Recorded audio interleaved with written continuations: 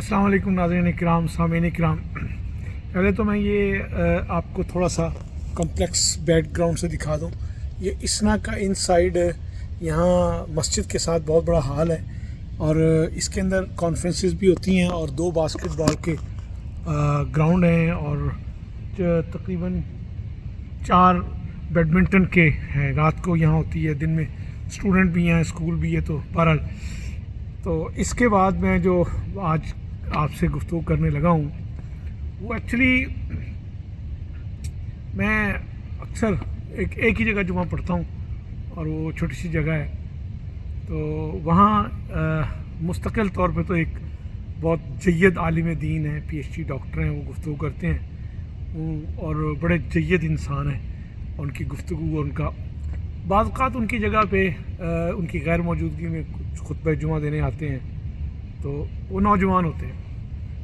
मैं काफ़ी दफ़ा उन्हें कह चुका कि आप जब गुफ्तगू किया करें तो ठहर ठहर के आराम से किया करें और उसका इम्पेक्ट पड़ता है इंसानों के ऊपर और उससे बात भी समझ आती है। ये ज़रूरी नहीं होता कि मुकर्रर अपने 15-20 मिनट के ख़िताब के अंदर दुनिया जहान का नॉलेज दे। उसकी गुफ्तगू की ठहराव और उसका एक तरतीब के साथ गुफ्तगू करना ये अहम होता है। बाज़ उसकी अपनी ही आवाज़ की इको के अंदर अल्फाज जो है ना थरथराहट का मूजब बनते हैं और वो समझ नहीं आती और ये अक्सर होता है। और दूसरी बात, और फिर ये इस तरह लोगों की और क्योंकि यहाँ नॉर्थ अमेरिका में क्योंकि कोई भी नेटिव इंग्लिश स्पीकर नहीं है तो उनको एक पहले वो अपने दिमाग में अंग्रेज़ी का उर्दू तर्जुमा करते हैं और फिर समझते हैं और कुछ लोग उनको समझ आ रहे होते हैं, कुछ नहीं आ रहे होते हैं।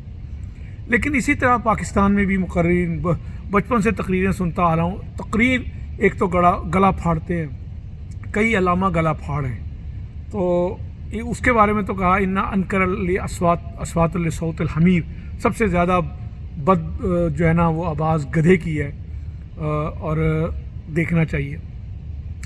और फिर उसके बाद नमाज, यानी वो अपनी गुफ्तगू को जो वो दलाइल और इससे कर रहे होते हैं और वो भी गला फाड़ फाड़ के कर रहे होते हैं, तो वो गुफ्तगू जो है ना वो कर लेते हैं बहरहाल, लेकिन वो सामीन को बर्दाश्त कर रहे होते हैं। दूसरी, जब नमाज़ पढ़ रहे होते हैं, जो मेन जुमे की नमाज है, खुतबा है और जुमा है, वो इतनी तेज़ी से पढ़ते हैं नमाज के अंदर कि जैसे जान छुड़ा रहे हो। अलहम्द पढ़ेंगे वो भी बड़ी तेज़ और बाज़ उलमा इतने बड़े बड़े रुकूआत पढ़ते हैं जो आम लोगों को समझ नहीं आ रहे होते। तो कोशिश ये करनी चाहिए कि छोटी सूरतें पढ़ें 30वें सिपारे की, जिनका आम आदमी को तर्जुमा समझ आ रहा हो और उसके ऊपर एक रिक्कत कैफियत तारी हो रही हो, उसके ऊपर एक ऐसी कैफियत हो जिसको समझ के वो कुरान का कुर्ब हासिल करे। एक तो ये बात करनी थी। ये मैं बहुत सारे उलमा को समझा। तो इन गुफ्तगू के अंदर वैसे मैंने हाफिज़ ज़ुल्फ़िकार साहब नक्शबंदी बड़े और तसव्वुफ़ के अंदर जो गुफ्तगू करने वाले लोग हैं वो बड़े ठहर ठहर के बात करते हैं, समझाने के लिए, तज़किये के लिए, तज़किया नफ्स। और उसके मैं जब बहुत छोटा था तो मैं इछरे में अपने चचा के पास रहता था लाहौर में। तो वहाँ 5A ज़ैलदार पार्क इछरा जो मौलाना मौदूदी रहमतुल्लाह अलैह की रिहाइश का थी, तो मुझे मेरे वालिद और मेरे चचा असर के बाद वहाँ मुझे दरस कुरान में असरी नशिस्तों के अंदर वो ले जाया करते थे और अक्सर ले जाते थे।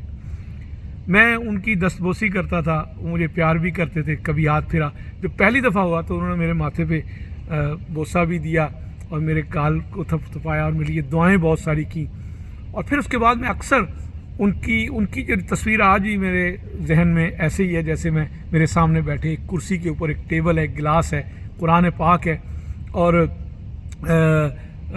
मगरिब और मशरिक़ की तरफ इस तरह करके बैठे थे। यानी इछरे रोड के ऊपर उनकी पुश्त होती थी और इछरा का जो छोटा है वो उसके अंदर।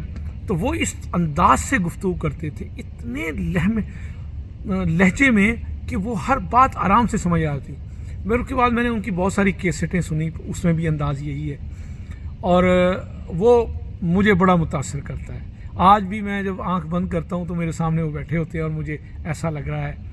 तो ये मेरे वालिद का भी यही अंदाज़ था, मुझे बहुत अच्छा लगता प्रोफेसर गौहर सिद्दीकी साहब, उनका भी बड़ा ही ऐसे ही अंदाज़ था। तो آج کل میں کہتا ہوں کہ جماعت اسلامی کے بھی اور بہت سارے علماء ہے نا، جب عالم ہوتا ہے نا تو وہ بڑا ٹھہر کے بات کرتا ہے، حتیٰ کہ موچی دروازے کے جلسے احتجاجی جلسے کے اندر بھی انہوں نے تقریر کی تو وہ ایک ایک لفظ آرام سے چاندی کے سکوں کی طرح کھڑک رہا تھا اور بالکل ایسے سمجھ آ رہا تھا۔ آج بہت سارے لوگ جو ہیں وہ تقریریں کرتے ہیں جماعت اسلامی کے، میں انہیں صرف ایک ہی گزارش کرتا ہوں، وہ مولانا مودودی کی کیسٹ سنا کریں اور وہ اس کو ٹھہر کے بھی اسی انداز کو اپنا لیں، وہ ورنہ وہ بھی علامہ گلے پھاڑ ہے اور لوگ وہ تقریر کر رہے ہوتے ہیں تو لوگ ایک دوسرے کے منہ کو دیکھ رہے ہوتے ہیں، اکثر میں نے دیکھا ہے۔ تو یہ آج کی گفتگو میں آپ سے شیئر کرنا چاہ رہا تھا، امید ہے کہ آپ کو اچھی لگے گی۔ شکریہ، السلام علیکم ورحمۃ اللہ۔